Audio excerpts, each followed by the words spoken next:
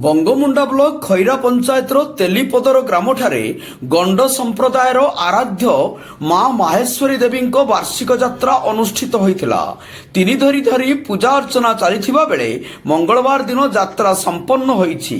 विधि मुताबक पूजार्चना परे देवी मंदिररु बाहरी श्रद्धालुंक विश्वरूप दर्शन करथिले।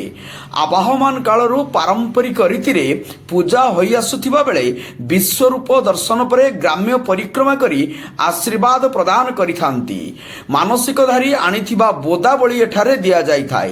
कालीसी बिमेल माझींको शरीर रे देवी आविर्भाव होइछंती।